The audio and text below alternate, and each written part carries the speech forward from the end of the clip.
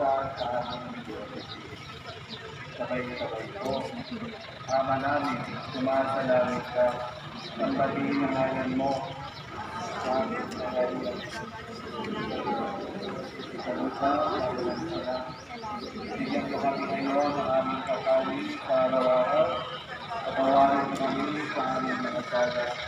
Lalo na sa pagpapatawad namin sa nagkakasala sa amin. At huwag mo kami panagdalo sa tukso at iasama kami sa lahat ng masama. Anak sa Espiritu Santo, sa para ng unang-una, ngayon at magpakailanman, at magpasawalang